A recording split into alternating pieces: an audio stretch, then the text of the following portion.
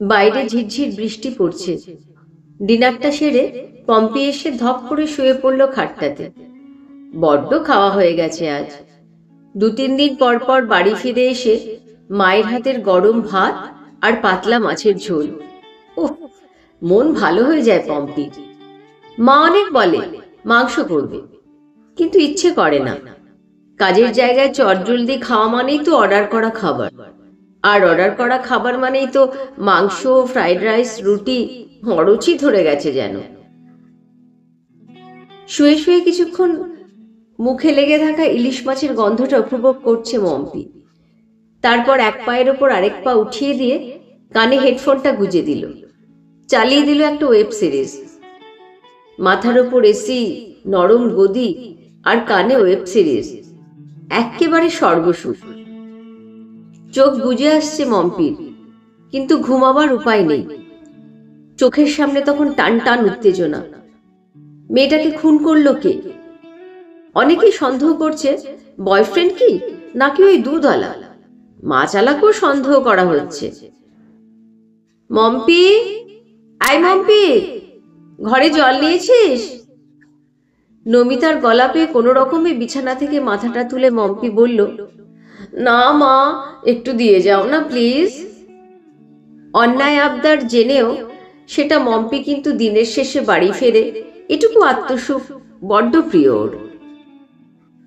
মেয়ের উত্তরের অপেক্ষা না করেই পা খুঁড়িয়ে খুঁড়িয়ে দোতলার ঘরটায় ঢুকলো এসে নমিতা।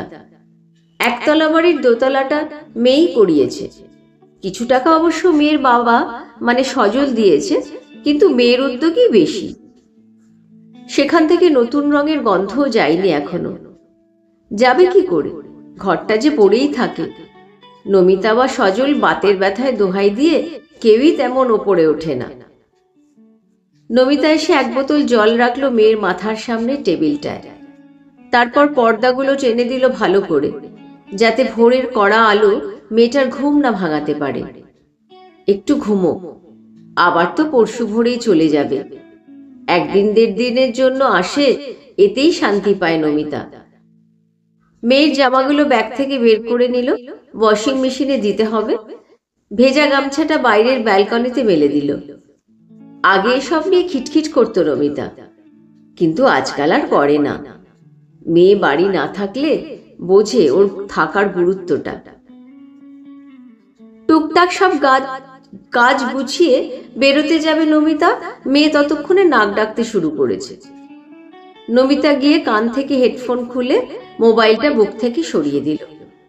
এক দৃষ্টিতে মেয়েকে দেখছে ও। সেই ছোট্ট মেয়েটা, আজ কত দায়িত্ব। মেয়ের কপালে চুমু এঁকে দিল নমিতা। ভাবনাটা আসতে চোখ বন্ধ করে ফেলল। কি গো, ঘুমিয়ে পড়লে? দাও দাও, দুটো ভাত দাও, খেয়ে যাই, সকাল সকাল ওঠা আছে। আর হ্যাঁ শোনো, ইলিশ মাছটা না তুলে রাখ, আমায় আলু সিদ্ধ আর ঘি দাও। এক নাগাড়ে বলে যাচ্ছে সজল। নমিতা বেশ বুঝতে পারছে কথাগুলো বলতে গিয়ে গলাটা ধরে এসেছে ওর। আজ রাতে মেয়ের পছন্দের বেগুন দিয়ে পাতলা ইলিশ মাছের ঝোল করেছিল নমিতা। 3 দিন পর আসতো মেয়েটা। কালকে রাতেই বলেছিল, মা বেগুন ইলিশ খাবো। সেই মতো আয়োজন করেছিল নমিতার সজল। আজকাল বাতের ব্যথাটা বড্ড বেড়েছে নমিতার, তাও একা হাতে সব করেছে। ভাত, ইলিশ মাছ দিয়ে পুই, মাছের তেলের বড়া, বেগুন ইলিশ। অথচ দেখো মেয়েটাই আসলো না। শেষবেলা জানালো আসবে না। আর তাকাতে পারছে না গো। সজলের কথায় টিভি থেকে চোখ সরালো নমিতা।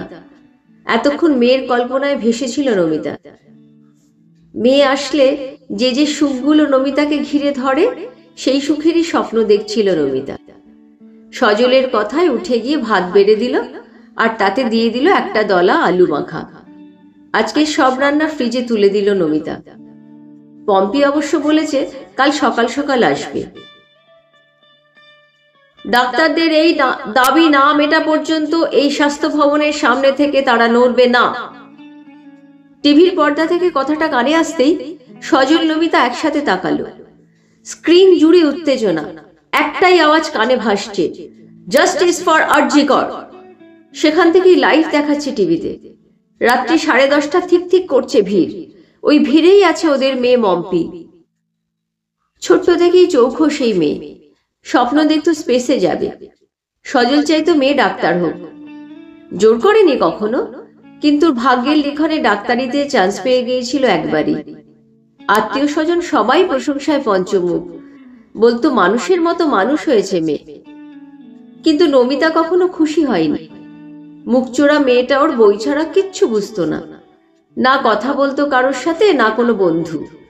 খুব কষ্ট করে মেয়ে মানুষ করেছে বাবা মা, কোনো দিন অতিরিক্ত খরচ করেনি নিজেরা, শুধু চেয়েছিল মানুষের মতো মানুষ হোক মেয়েটা। সদ্য ঢোকানো মাছটা বের করে আনলো নমিতা। একটা পেটি বের করে সজলের পাতে দিয়ে দিল নমিতা।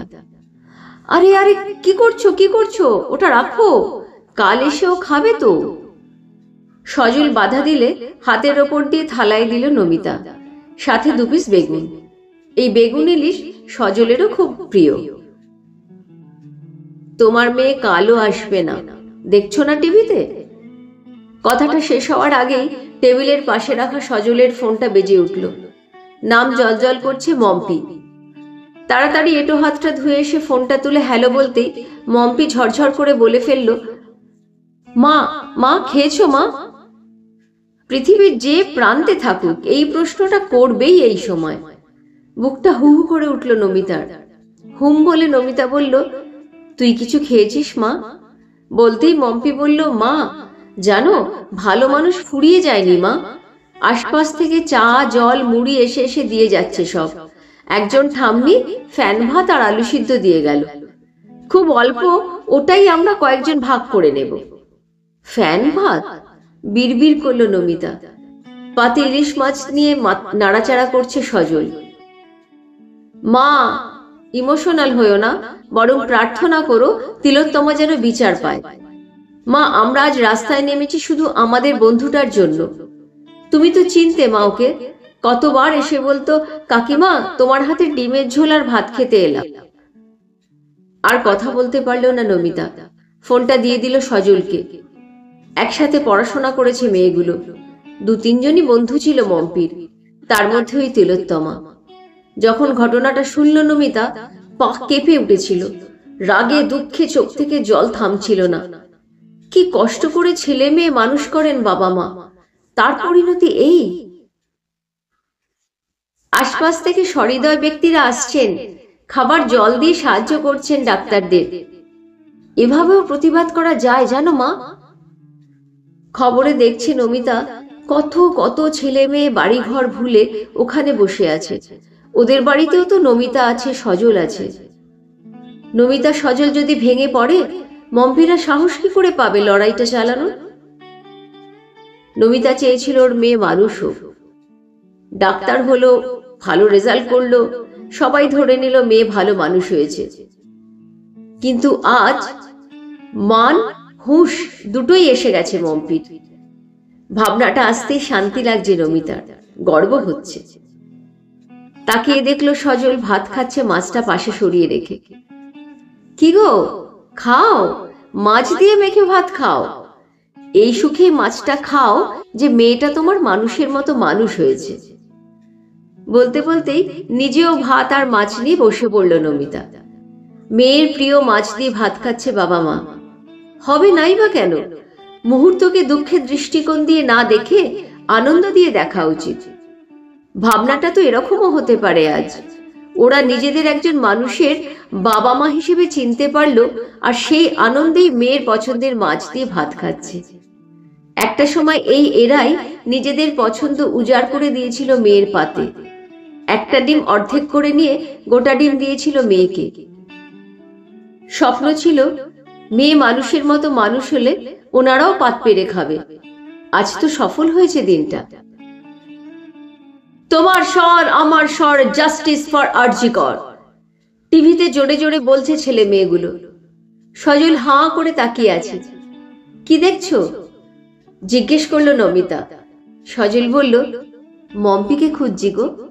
নমিতা হেসে বলল, যাদের দেখছো এরা সবাই মম্পি। মম্পি এখন একটা নাম মাত্র, আসল পরিচয় ও যোদ্ধা। দেখো সবাই কেমন লড়াই করছে, মানুষ হয়ে মানুষের জন্য লড়াই, বন্ধুর জন্য বন্ধুর লড়াই, সত্যের জন্য লড়াই।